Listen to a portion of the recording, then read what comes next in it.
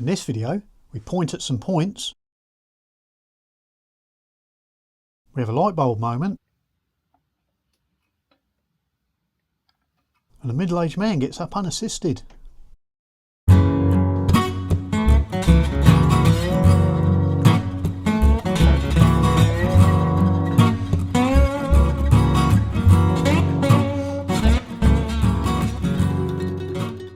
Hello, welcome to Tweed's Garage, where you join me on the floor. No, I haven't had a fall, but thanks for your concern. I know I'm getting to that age. We're looking at ignition systems, or timing ignition systems, or timing points ignition systems, mainly on two-strokes, earlier two-strokes. So before CDI ignition, all that kind of thing.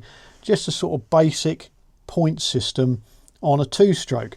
And I'm going to demonstrate this on my Adler MB250 because I was doing the timing on this and I've had questions asked about timing before, so I thought we'd just do a video on its own. So although this is a Bosch system, it'll work on your YPAC systems, Lucas systems, you know, Minarelli, whatever, you know, whatever bike you're sort of working on. It's all the same sort of basics. So we'll go through that. We'll go through looking at the points, gapping the points, and then setting up the timing, how we check the timing, and all that kind of good stuff. Okay, so we'll make a start. What we're going to do first is look at some manuals, look at some of the different systems, and then we'll work on from there. Tools, bits and pieces, what you need, all that kind of thing. Okay, right, over to the books. Books. So here I have a few service manuals of different motorcycles. We've got the aerial leader, Yamaha RD 125 and 200, and then we've got a Bantam book as well. This shows the different YPAC ignition systems the earlier Bantams were fitted with. So you can see the sort of single points there, resting on a central cam. There and there. And this system, it has it further out, so you can adjust the points, adjust the gap. And then another thing you need to do is adjust the timing of the points, making sure that they open at the correct timing. This system, you can undo the screw there, screw there, screw there, and move the outer housing to move your timing round. This system here, again, screw there, screw there, screw there, move this outer plate, moves the whole points plate around. And then this system again, the same, 3 screws and move the outer plate. Yamaha is a bit trickier to see. I don't know if you can see whether it will pick it up, but it has 2 sets of points there and there, but the outer generator plate or case is fixed. It doesn't look like there's any movement on it. So the way you can do the timing of each set of points on this is that they're both on movable back plates mounted to the generator cover. And you can see there, I can see there, I don't know if it comes up on the video, there's a little rest for a screwdriver and there's notches all the way along to put your screwdriver blade in, loosen the screw, and then you move your points around the points cam in the middle to adjust your timing. This is an older book, motorcycle data book, so we've got, what have we got here, Villiers 9E, timing there, but it's very basic. You just got adjustment on the points. I'm not sure if you've got any adjustment on the timing, so I'm not quite sure how you do the timing on that. And there to adjust the gap on your points. We'll have a look at the Adler system later, but you just put your screwdriver in between those 2 points there, loosen off your clamping screw and move it one way or the other to open or close your points gap. But some of these systems, rather than having a plate that moves around, the points cam itself is on a taper. So you loosen the taper and then move it around with the aid of a timing light, dial gauge, or a piston stop, you know, and measuring it with a meter or cigarette paper. We'll come into all that, find out when the point's open, and then tapping the cam back onto the shaft and then locking that timing back in again. Here we've got, what's this, a Seba reversing Dynastart. There it's got an adjustable back plate to move your timing around, and it looks like it's got 2 sets of points on this one. Like the aerial, this is the leader. It's got a back plate so you can move the timing around, but the points aren't separately adjustable, which makes it a bit of a problem when you're trying to get the timing spot on for each cylinder. And it looks like this system is the same as well. It's got two sets of points, but no, you can adjust the gap of the points, but no way of adjusting the timing independently between the two sets of points. So there you go, there's a few. There's another system there, and that's probably goes on a cam, so I should imagine tapered cam that you knock off the taper and then move it round till the time is right, and then knock it back on the taper and do it back up.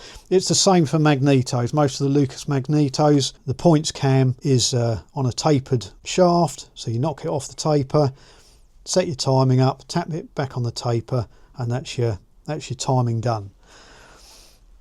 And this is why electronic ignition took off and is now used, because a lot of these systems, trying to get the timing spot on is nigh on impossible. It's sort of ballpark timing. It done the job at the time, but yeah, that's why all cars now run round with electronic ignition and computer controlled now to make it even more accurate. So to make a start on doing the timing on our engine, we need a few tools. So screwdrivers, selection of spanners, feeler gauges, screwdrivers for undoing the clamp screws on the points, and depending on your setup for opening and closing the points, set of feeler gauges for measuring your gap.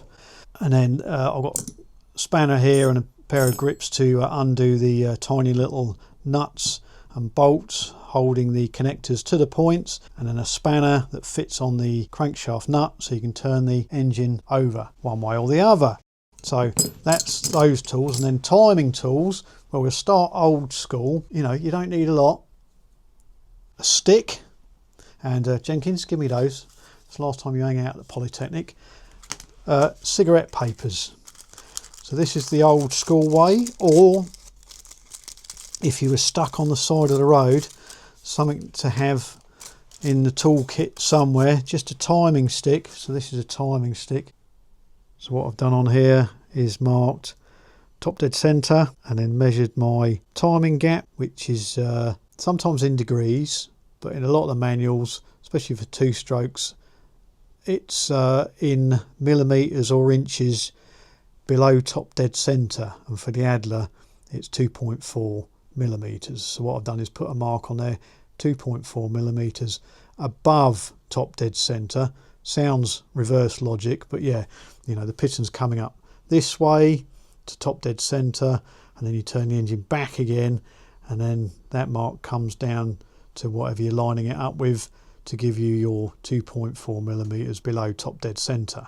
Okay, so timing stick, you could keep that in your toolkit as well, so you've always got it. So all you got to do is take the spark plug out, hold that in the top, bring the piston up towards top dead centre, and it will start to push it up, and what you do is you normally get an eye line across the top of the fins of your cylinder head, find a good viewing point that you're not going to move from, and get your eye line across it and wait for the mark to come up, and then go down, and that will be fairly accurate to give you your timing, 2.4 millimetres below top dead centre.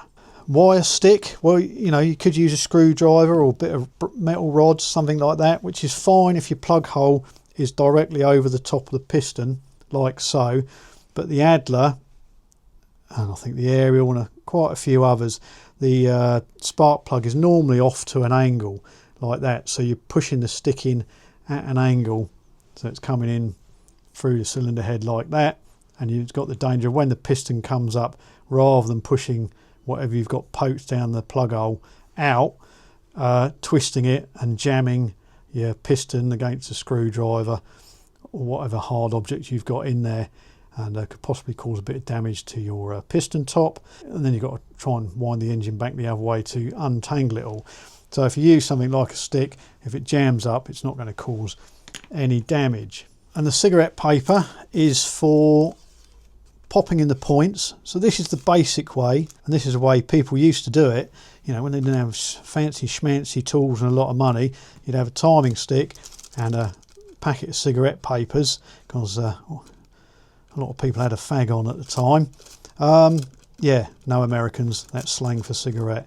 So what you do with the cigarette paper is you pop it between the points, close it down on the points, and then you apply a gentle pressure, and then as you're turning the engine round, once you get to your timing point where the points open, and you put enough pressure on it not to tear it, as soon as the points start to open and the pressure is relieved, the paper will slide out, and that will give you your timing. Near as damn it, but these are 0.04 of a millimetre thick, so you can imagine they're opening the points slightly by 0.04 of a millimetre, so your indication of when your points are opening is slightly later than they actually are, if you see what I mean, because they're like this. So it's taken a little while further for the cam to come round and open it up even further than if they were closed fully. They would open a lot earlier, the distance of the paper to let the paper out. But minuscule amount, it will get you there. So that's one way of doing it. A more accurate way of measuring your timing is a dial indicator, and then this is popped into an adapter that will screw into the spark plug hole in the cylinder head. So you just screw that in, set it up, and I've got this set up for, I've got my green marks there because my timing is 2.40 millimeters, so that's 0.40 from there to there, and then I'll set 0 up as my top dead center, so I know, so it'd be like 40, 1, 2, so I'd have it about there, so when I bring the piston back down it'll go 1, 2, and then you 40, and then the point should sort of close back down again. You bring it back down a little bit further and then bring it back up again to get it to the point where the points open on the correct directional rotation of the engine, and then sort of hopefully get it to about there, and then whatever way you've got of testing that the points are closed. Cigarette paper it'll be a little bit further, it'll be over here, but if you've got a test lamp or a meter or some other way, it should sort of come on about there, and then it'll go around again. So 0.40, 1.40, 2.40, that'll be top dead center. Okay, just in case you don't see that when we do it. So dial test indicator, you can use it on all sorts of engines. So I've got an extended one I made here for the Riley, because the spark plug holes are very deep in the cylinder head between the rocker covers, and that was the only way I could get a dial indicator sitting on top of there, in there like that. And when the brass rod rests on the piston, when that comes out, it just pushes the dial indicator up and down. So that's what that is. If you haven't got an adapter, you could vandalise a spark plug, not the one you've just taken out the bike you're working on, but you could knock the insulator out in the middle and come up with some sort of, if you haven't got a dial test indicator, you could, again, as long as you're careful and make sure it's rounded at the end, sit a brass rod in there so it sits on top of the piston. What you'd probably need to do is put an O-ring or a circlip on your brass rod, so it will sit not all the way down in the cylinder like this, but just below the level of, say, a few millimeters before your time, you're expecting it to come to your points opening timing mark. So it just dangles down there, maybe something on the bit of bar to stop it falling through the spark plug adapter, so it'll just sit there, and then when the piston comes up, the piston will push it up, and then when the piston goes back down again, gravity will let it fall back down. But then you'd have your 2 marks like you have on here, and some eye line that you can gauge those marks. So you don't necessarily need one of those, but it makes life a bit easier. And other ways of checking when your points are opening is, if you've got, now the Adler is battery ignition. It needs a battery in the circuit, and it relies on the battery to charge the ignition. So if you've got a flat battery, you've got no chance.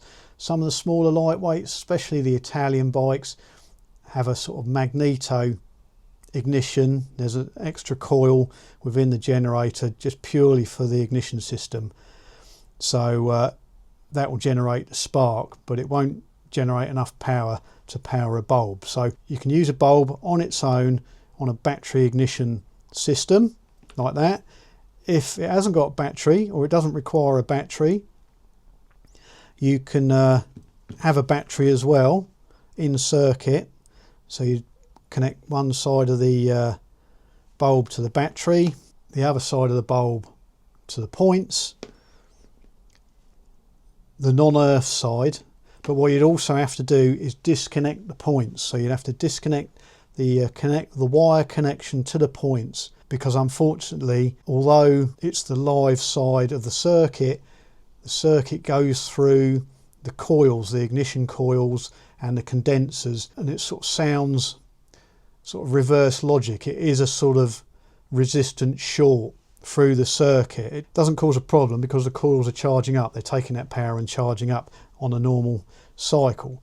But when you're trying to, if you just put a lamp across it with no power, both sides go to earth in effect, so the lamp won't work. So you need to isolate one side of the point. So the side of the points has the wires going to it from the condenser and off to the coil. You disconnect that, connect your bulb, the other side of your bulb to that, and then a lead from earth on your battery to your engine, and then that, when the points open and close, it'll act like a switch and turn your light on and off. But because we've got battery ignition, we don't need a battery in the circuit. So another way of testing it is a meter, switch to a sort of buzzer continuity, and again just disconnect your live side of your points when you've got the meter connected to it. So it's just measuring the points as a switch when they open and close.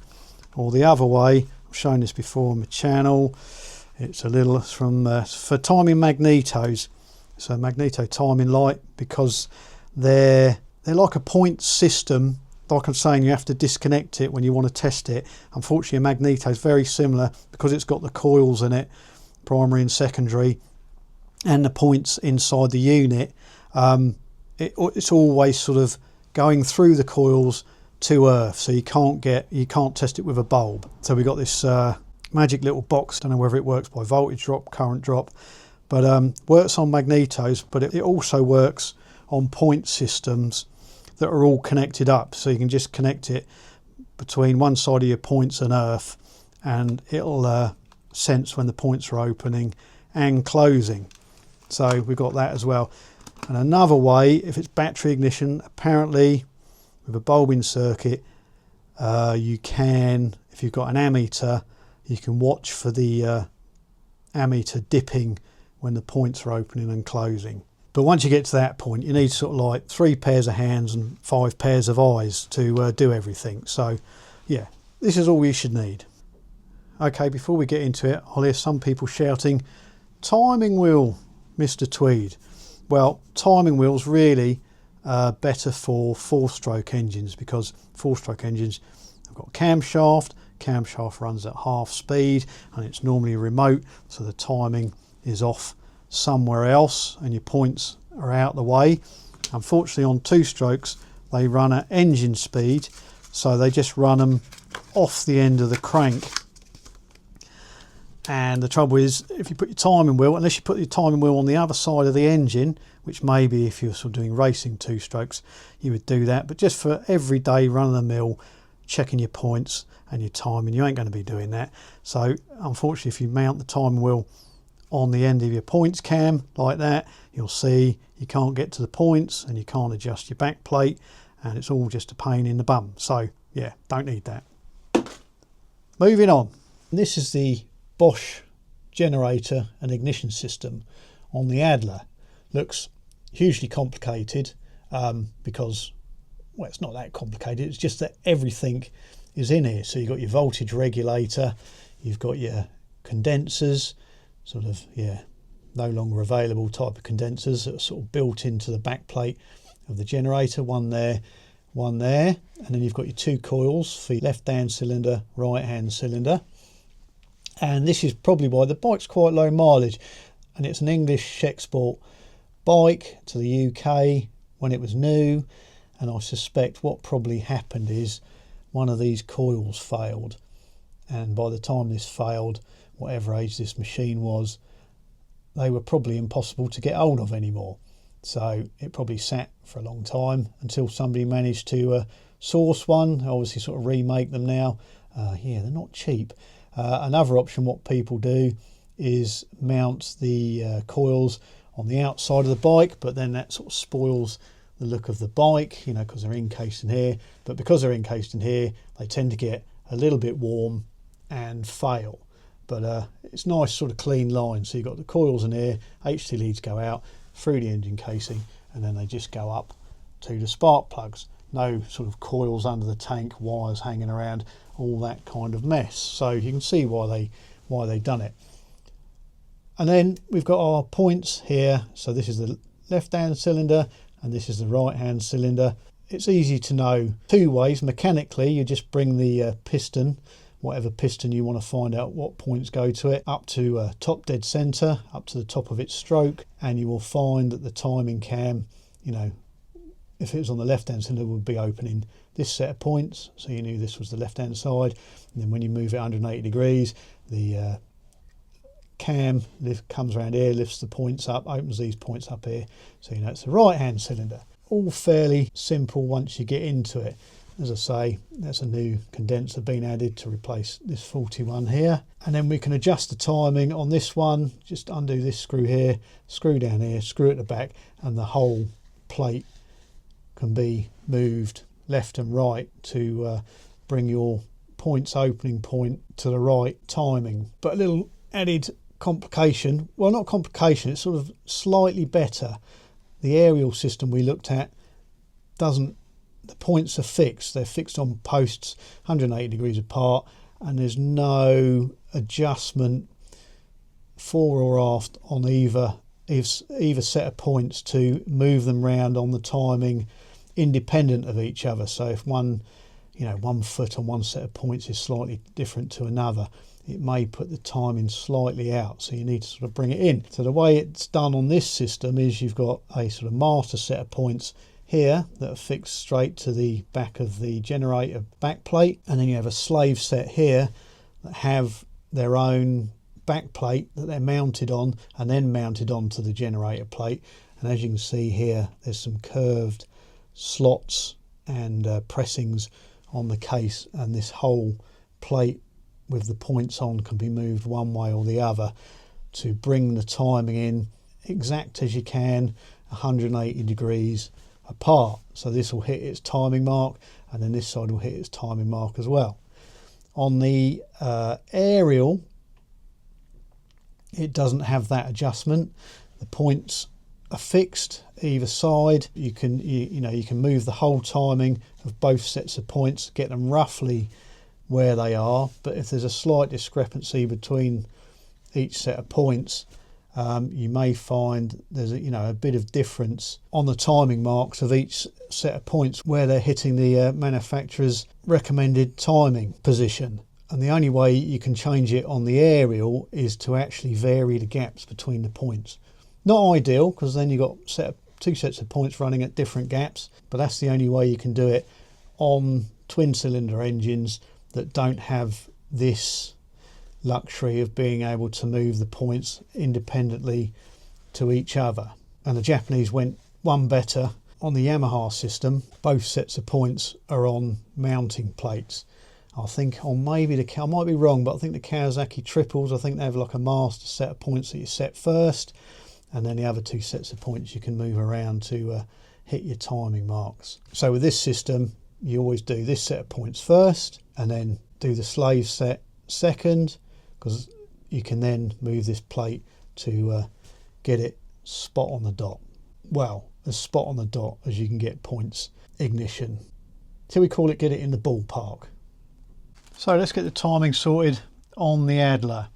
In the manual it says ignition timing MB250, it's 22 degrees, equals 2.45 millimeters before top dead center, or 96 thou if you're going in inches. So we'll check our clearances, but we'll just go through how we do them. Let's get my 14mm spanner, and then we'll bring it round until we see the points open, which is there.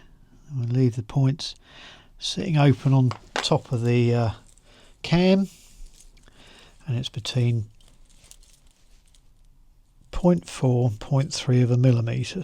I've adjusted these, and the way you adjust these is fairly easy. Undo the clamping screw there, which secures the back part of the points to the generator cover. Just loosen it off just slightly, and then pop a screwdriver in this cam screw here, and you just move that one way or the other, and it moves that back contact outwards and inwards as you turn it one way and the other, and then just sort of move it with your feeler gauges, move them in and out until you get in a sliding fit. And that's the 0.40, which is the maximum. Goes almost all the way through. It's a little bit tight on the back edge there, we have to push it through, but if we get the 0.30, that slides straight through.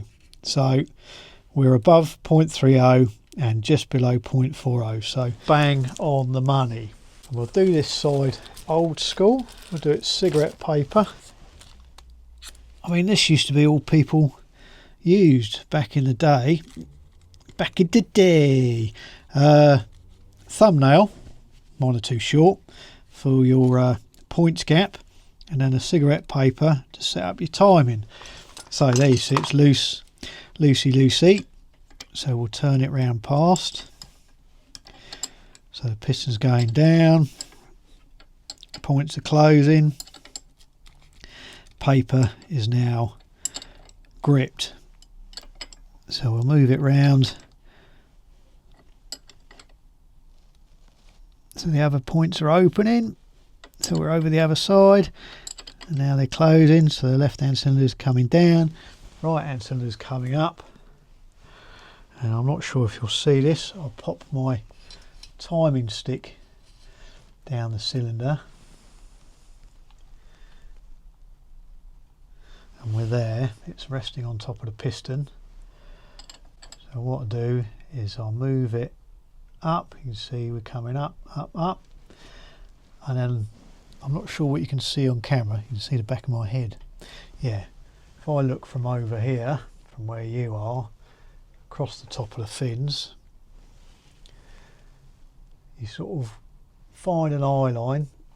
So we're at the top there. Look, if I rock it backwards and forwards, you can see that line going up and down. I'll try and get in a close shot later so you can see what's going on.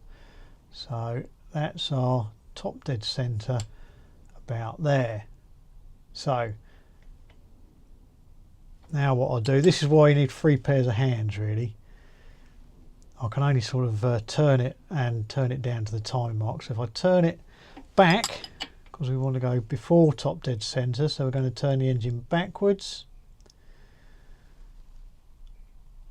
So the points should shut. Like so we've gone back beyond our timing mark, so these points should be closed, which they are. And then bring it up. Keep an eye across the top of the fin for when the timing mark comes. See, this is why you need 3 hands, because I can't turn it. Look across the fins and pull the fag paper. Don't worry Americans, it's slang for cigarette. Yeah, once I pull this cigarette paper, see, this is why you need 3 pairs of hands to do this. It's much easier with a meter or a bulb. Takes 1 pair of hands out of the equation, and there you go. That's sort of loose, that's just come loose, and I can see the timing mark is just visible on the top of the fins there. Okay, so what I will do, well I won't because I've moved it and lost my eye line now, but you get the idea. So we open them up, slip the paper in, drop it on the floor, roll it around a bit, get it covered in dirt, put the dirt in the points like that, and then go back again, close the points. Okay, and then we'll come back up, just a bit of tension on that paper. There you go, about there, that's the release point. But I haven't got my stick in now. I mean, I've put my stick in, but I've lost my eye line, so, you know, could be right, might be wrong, who knows.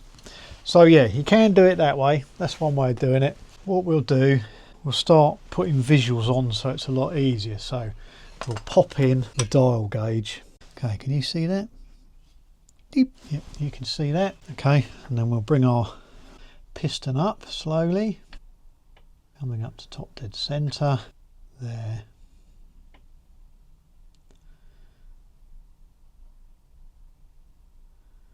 About there. So then we'll reset our 0.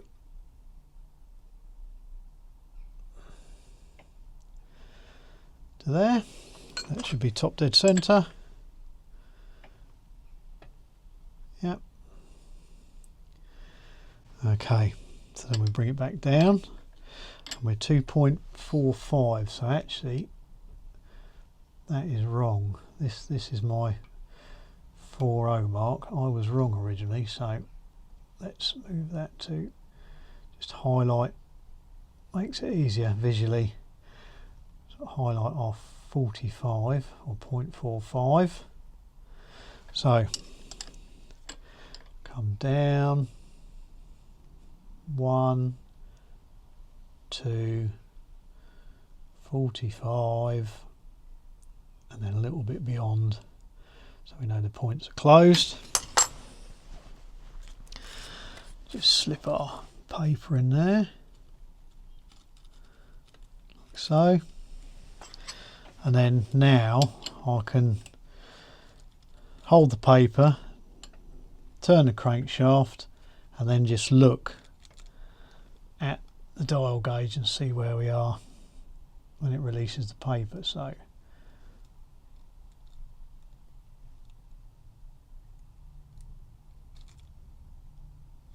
about there. It's something you really have to get the feel for, so I reckon it will come out. There you go. Yeah, about 0.45 actually. Pretty good on that side. Might be a bit early. So that's the cigarette paper method, like that. You know, you just move these around to get your timing mark in. So let's try the magic box. Just connect one side to earth and then the other side to, make sure we've got good connection.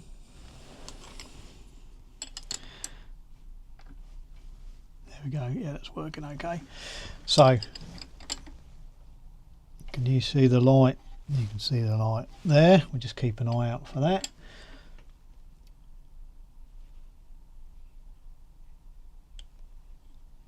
So,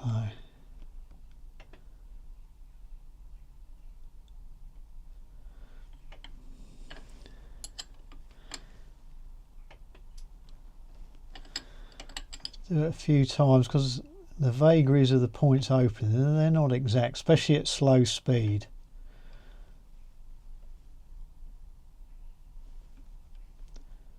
Around there. So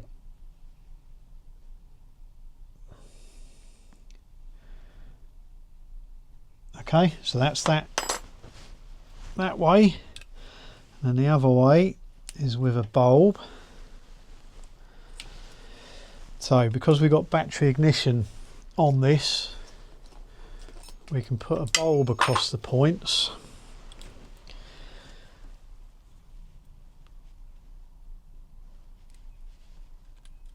So one side on the terminal side of the points, the other side on an earth, not an egg. You can see that there. Then I'll pop the ignition on. We have our bulb on. We go back, then we come this way. There we go. About there, okay. You know, if you haven't got any of these, or you're stuck on the side of the road and you've got battery ignition, the battery's okay, you can just use the spark on the spark plug to let you know. So we turn it back a bit, bring it back the other way.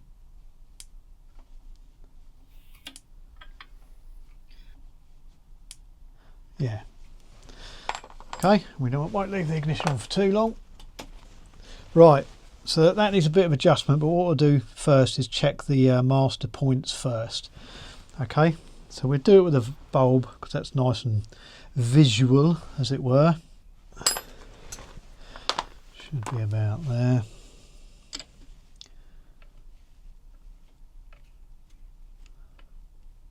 Yep.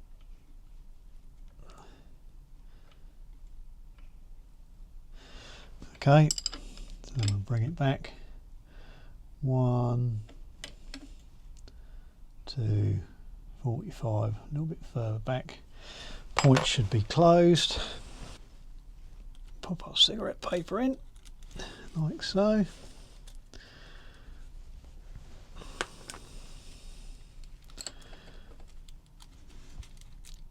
And then turn it around.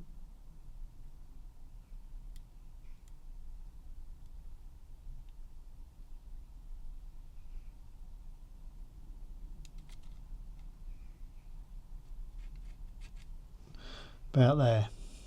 Okay, so the paper always comes out a little bit later. What we'll do is pop the bulb on that side, poke our fingers with the wires, pop the ignition on, turn it back, bring it forwards,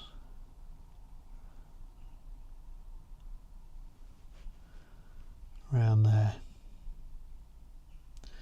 Okay, so 2.32 millimeters roughly. So what we need to do is move the whole plate. Need to advance it a little bit, need to bring it this way.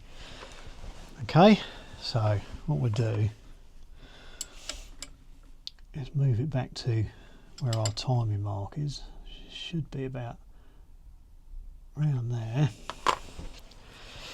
Now I've done this because I've been filming this and trying to set this up for filming. I've discovered that just undoing these screws and doing them back up, you know, on this plate can move the timing. So it is quite frustrating. When I left it last night, when I was getting ready to do this, it was spot on. And then come in this morning, see? See what I mean? Just undoing the screw, doing the screw back up is enough just to flex the bloody steel plate to change the timing. And then it's going to be affected by moving the screws, tightening them and undoing them. You know, once the engine gets hot and all this stuff starts expanding, contracting, that's going to change the timing as well. So as I said, points timing, ballpark, sort of in the ballpark. And annoyingly, there's nowhere you can see you can stick a screwdriver to move the plate easily one way or the other. What did I say we wanted to do? We want it to happen a bit earlier, so we want to move the points around the cam because the cam comes this way. We need to move the points.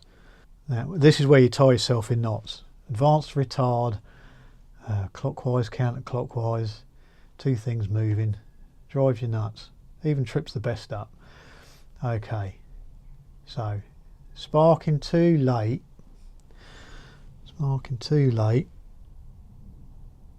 so we need to move the points further round against the direction of the crank. See, literally just, you know, give it a little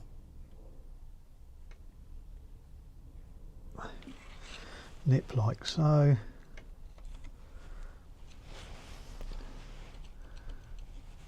See, look at that.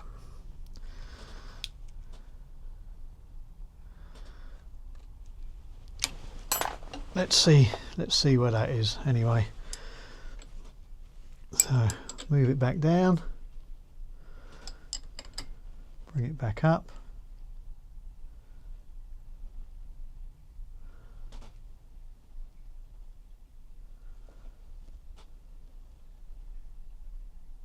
Yeah, hasn't moved it. Hasn't moved it.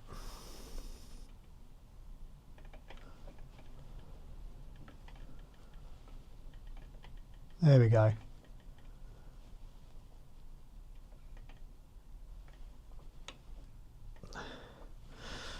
There. I think they're tight enough. Yeah. Okay, so that's our master set of points set up. Let's disconnect the bulb, see what the points do this way.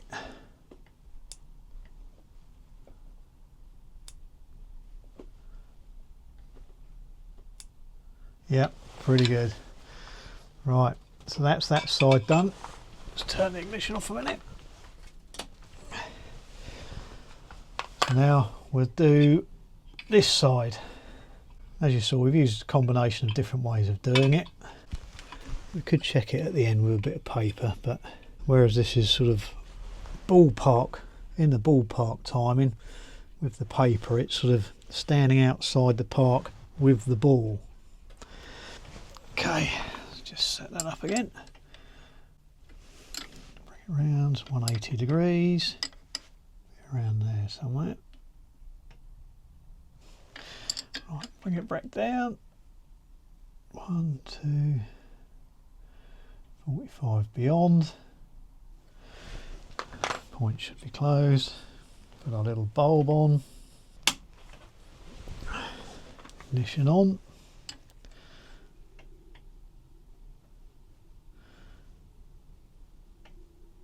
Yeah, see that's nearly 2.1, so we need to be back here.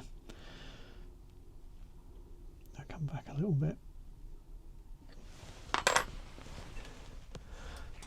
Turn the ignition off, and then we'll just do a bit of adjustment on this slave set. So, okay, so 2 screws to loosen off. That one there.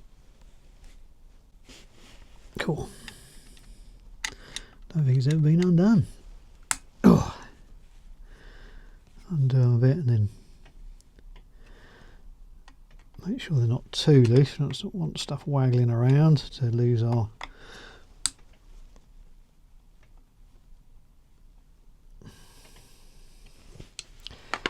Okay, so where were we? It's timing's happening later, so we want to, this is direction of rotation, so we want to move these points, this pad, back down this way.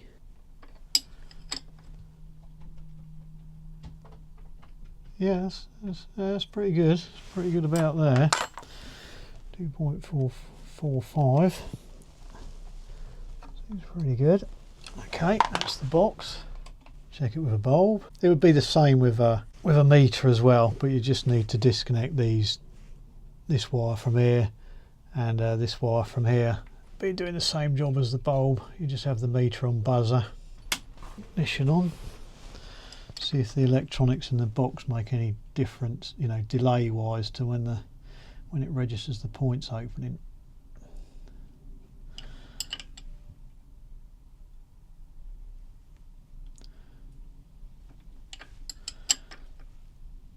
So you've got more current driving the light bulb, so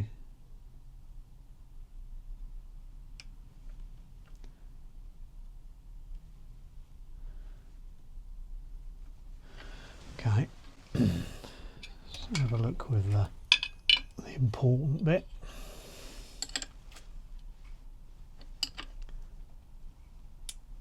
Oh, nice spark.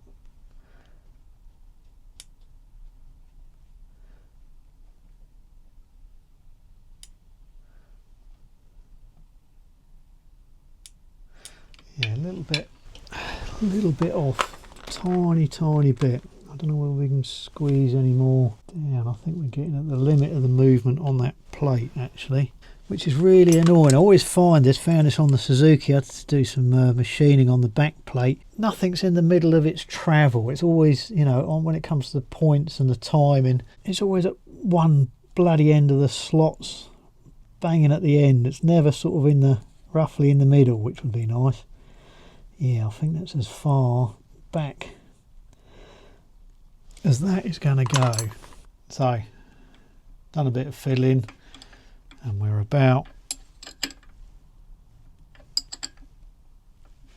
there. There we go. Just check it with the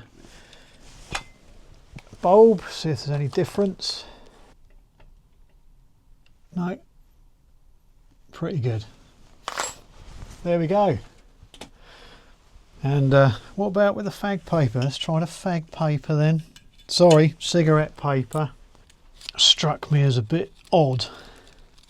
Let's get some funny readings. Okay, let's try this. Right, okay. So, top dead centre, come back. 1, 2, 45. Yeah, it clamps about there. Definitely slips out later on these points. I think the gaps are the same, but you might find the points aren't. One set isn't as flat as the other, causing the paper to hang up a bit when we do it with the cigarette paper. Yeah, I think there's something catching on there. Hang on a minute. Diamond contact file for contacts. Used to use them in generators and voltage regulators and that kind of thing.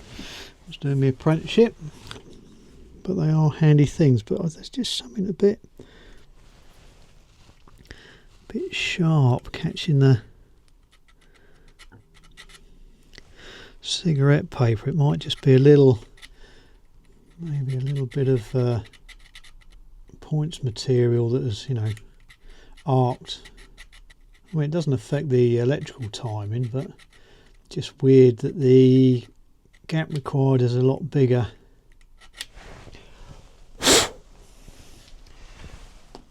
For the paper to slide out. Right, let's have a look. Probably going down a rabbit hole there.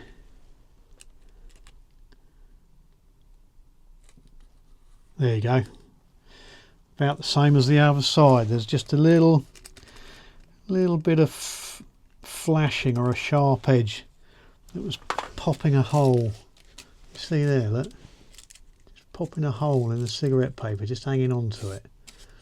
So, it's a little bit more accurate, but it's about 0.15 of a millimetre later on the reading. But if you knew that, you could make allowances for that,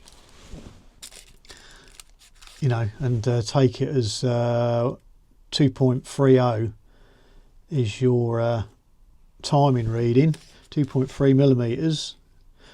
You could set it with paper as well. There you go. Right, that's enough of that. Next thing we need to do is see if it runs. So there you go, there's the Adler all timed up, and showed you a few ways of doing it, you know, with the cigarette paper, light bulb, battery. I didn't show you the meter because it's pretty much the same as a bulb, but it just goes beep, and the spark from the spark plug. Okay, hope you found that useful, or you might find it useful, and I'll leave you to it. Does the Adler work? Well, you'll have to wait to another video for that, because I've got to put the fuel tank on yet. Yeah, all right. Cheerio. Yeah. What's the secret of great comedy? I don't know. What's the secret of great timing?